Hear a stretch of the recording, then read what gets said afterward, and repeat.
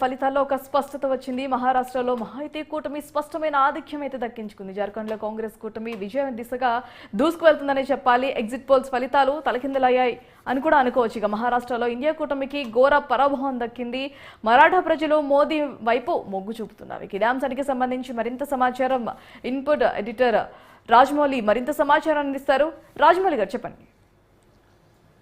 భారతి ఏదైతే ఛత్తీస్గఢ్ సంబంధించి మహారాష్ట్రకు సంబంధించి జార్ఖండ్ సంబంధించి ఎగ్జిట్ పోల్ను మాత్రం తారుమారు చేస్తున్న వైనం ఉంది. ఇక్కడ మొత్తం మీద మరాఠీలు ఏకతాటిపైకి వచ్చారని చెప్పొచ్చు. ఏదైతే మహారాష్ట్రకు సంబంధించి ఒక్కసారిగా హోరెత్తిపోయారు, నువ్వా నేనా అనే పోటీ పడుతున్న నేపథ్యం లోపల ఇటు మహారాష్ట్ర లోపల మాత్రం బీజేపీ కూటమి అంటే మొత్తం మీద ఎన్డీఏ కూటమి మాత్రం లీడ్లో ఉందని చెప్పొచ్చు. ఎందుకంటే అక్కడ 285 స్థానాలకు గాను 145 అంటే సీట్లు మ్యాజిక్ ఫిగర్గా ఉన్నాయి. అయితే 285 సీట్లకు 145 మ్యాజిక్ ఫిగర్ దాటి ఇప్పుడు 120 అంటే 128 లీడ్లో ఉన్నట్టుగా తెలుస్తుంది. ఈ నేపథ్యంలోనే అంచెలంచెలుగా తల్లకిందులవుతున్న నేపథ్యం ఉంది. మహారాష్ట్ర లోపల మాత్రం ఏదైతే ఎన్డీఏ కూటమికి మాత్రం 50 సీట్లు మాత్రమే దక్కనున్నట్టుగా తెలుస్తుంది. ఎందుకంటే ఎన్డీఏ కూటమిని వదిలేసి అక్కడ శివసేనతో పాటు బీజేపీ ఈ రెండు ఒక లీడ్గా వస్తున్న నేపథ్యంలో శివసేనలో ఉన్నటువంటి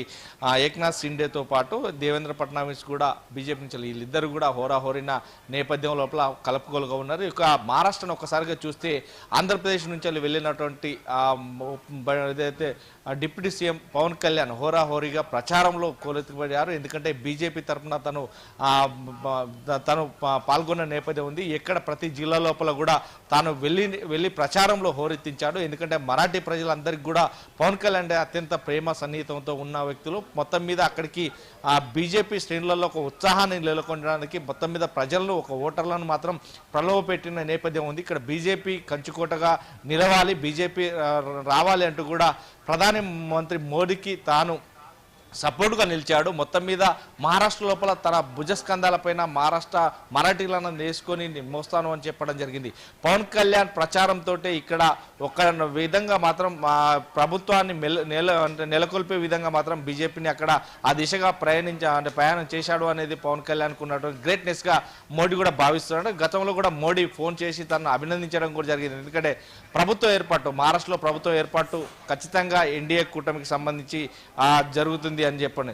ఈ నేపథ్యంలోనే సుమారుగా 145 మ్యాజిక్ ఫిగర్ ఉండగా 148 వరకు ఇప్పుడు మ్యాజిక్ ఫిగర్ దాటేసింది. ఇంకా ప్రభుత్వాన్ని ఏర్పాటు చేయడానికి కూడా మధ్యాహ్నం వరకు కూడా ఈ రిజల్ట్ తెలియనున్నట్టుగా తెలుస్తుంది. ఇక జార్ఖండ్ విషయానికి వస్తే ఏదైతే జార్ఖండ్ లోపల 181 స్థానాలకు గాను 41 మాత్రం మ్యాజిక్ ఫిగర్ ఉంది. ఈ మ్యాజిక్ ఫిగర్లో కాంగ్రెస్ హవా మాత్రం 50 స్థానాలకు మించి ఉంటుందని చెప్పొచ్చు. ఎందుకంటే అక్కడ సోరెన్ జైలుకి వెళ్ళేది సెంటిమెంట్గా భావించారు ప్రజలు. అదేవిధంగా ఏదైతే రాహుల్ గాంధీ ప్రచారంలో హోరెత్తించిన నేపథ్యంలోనే 2500 రూపాయల మహిళలకు సంబంధించి మహిళలకు కల్పించనున్నామని చెప్పిన నేపథ్యంలోనే అక్కడ మాత్రం జార్ఖండ్ లోపల మాత్రం కాంగ్రెస్ హవాన్ నడుస్తుంది. కాంగ్రెస్ మాత్రం ఆ లీడ్లో ఉంది అని చెప్పొచ్చు. ఎందుకంటే ప్రభుత్వాన్ని ఏర్పాటు చేయడానికి కూడా ముందస్తులో భాగంగా ఉందని చెప్పొచ్చు. ఎందుకంటే అక్కడ మనం చూస్తే రెండు చోట్ల కూడా ఎన్డీఏ కూటమి తల్లకిందులైందని చెప్పొచ్చు. ఎందుకంటే ఈ నేపథ్యంలోనే ఎక్కువసారిగా ఏదైతే ఎగ్జిట్ పోల్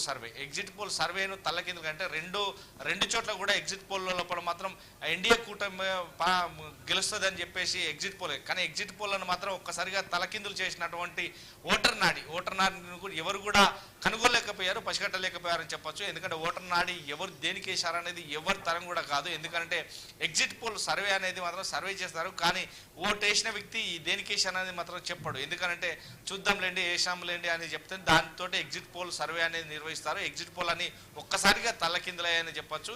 ఈ నేపథ్యంలోనే ఒక్కసారి జార్ఖండ్ లోపల మాత్రం 180 స్థానాలకు సంబంధించి 43 స్థానాలు ఇప్పుడు కైవసం చేసుకుంటుంది. సుమారుగా 50 స్థానాలకు కూడా పోతుంది అని చెప్పేసి జార్ఖండ్ లోపల కాంగ్రెస్ పార్టీ విన్ అవుతుంది అని చెప్పేసి చెప్తున్నారు.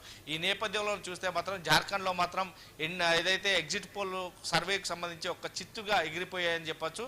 ఇక మహారాష్ట్ర లోపల మాత్రం పవన్ కళ్యాణ్ అత్యంత శ్రమగా భావిస్తున్నారు. మహారాష్ట్రలో పవన్ కళ్యాణ్తో పాటు ఆంధ్రప్రదేశ్ సీఎం చంద్రబాబు నాయుడు వీరిద్దరు వెళ్ళి ప్రచారం చేసేది ఉండే, కానీ చంద్రబాబు నాయుడు బ్రదర్ మృత్యువాత పడడంతో తను తిరిగి మళ్ళీ వెళ్ళి రావడం జరిగింది. ఈ నేపథ్యంలోనే ఒక్కసారిగా తన పవన్ కళ్యాణ్ భుజస్కంధాల మీద మరాఠీ ప్రజలందరినీ కూడా వేసుకొని తను హోరాహోరిన ప్రచారం చేయడం జరిగింది. ఆ ప్రచారంలో భాగంగానే అక్కడ ప్రజలు కూడా మరోవైపు తీర్పిచ్చారు. ఎందుకంటే బీజేపీ అక్కడ లేదు కాబట్టి శివసేన మాత్రమే ఉంది కాబట్టి శివసేన నుంచి వెళ్ళి వచ్చినటువంటి ఏక్నాథ్ షిండే ఈ నేతృత్వంలో జరిగింది. కానీ మహారాష్ట్ర లోపల ఇప్పుడు బీజేపీ అంటే ఎన్డీఏ కూటమి మోదీ ప్రపంచంలో సృష్టించబోతున్నాడు. దీనికి సంబంధించి కూడా అక్కడ కొంత వైవిధ్యంగా నెలకొంది. ఎందుకంటే ఆ బీజేపీ ఉన్నట్టు దేవేంద్ర ఫడ్నవీస్ కు సంబంధించి ఇద్దరు అంటే ఏక్నాథ్ షిండే ఈ ఏదైతే శివసేన నుంచి ఏక్నాథ్ షిండే వీళ్ళిద్దరు కూడా ఉన్నారు. కానీ మోడీ ఏం ఆలోచిస్తున్నాడు, ఎవరిని సీఎం రేస్ లో కూర్చోబెడతారు, సీఎం సీటు వీళ్ళిద్దరిలో ఎవరికి ఇస్తారు, ఆ దేవేంద్ర ఫడ్నవీస్ ఇంకా లేదంటే ఏక్నాథ్ షిండే వీరిద్దరి మధ్య కూడా కొంత వైరుధ్యం నడుస్తుందని తెలుస్తుంది. ఎందుకంటే మోడీకి అత్యంత సన్నిహితులు ఎవరు, ఎందుకంటే దేవేంద్ర ఫడ్నవీస్ బీజేపీ మనిషి, లేదంటే ఏక్నాథ్ షిండే గతంలోనే ఏదైతే శివసేన నుంచి బీజేపీలోకి వచ్చింది కాబట్టి దీనికి సంబంధించి ఎక్కువగా దేవేంద్ర ఫడ్నవీస్ కి ఎక్కువ ఛాన్సెస్ ఉన్నట్టుగా కూడా ఒక విమర్శ నడుస్తుంది. మరి దానికి సంబంధించి ఏమంటారు? ఇప్పుడు మనం ఏది చూసినా కానీ మహారాష్ట్ర లోపల మాత్రం ఏదైతే ఈ ఇద్దరి మధ్య మాత్రం హోరాహోరు పోటీ నడుస్తుంది. అంటే గతంలో ఇప్పుడు మన గత ప్రభుత్వాన్ని కూడా చూసినట్టయితే మహారాష్ట్ర ప్రజలు ఒక దాన్ని ఎంచుకుంటే మరొక దాటికి నడిచినట్టు ఉంది. కానీ ఇప్పుడు మాత్రం మహారాష్ట్ర ప్రజలు బీజేపీ అంటే ఇండియా కూటమికి ఓట్లేసి గెలిపించిన నేపథ్యంలో వీళ్ళిద్దరి మధ్య పోటాపోటీ నడుస్తుంది. మోడీ ఎవరికి ఆ సీట్ను కట్టయిబడతాడు, ముఖ్యమంత్రి రేసులో ఎవరిని కూర్చోబెడతారా, ముఖ్యమంత్రి సీటుకు ఎవరికి న్యాయం చేస్తారని మాత్రం వేచి చూడాల్సిన పరిస్థితి ఏర్పడ్డది Bharathi. Right, thanks for the update Rajamouli.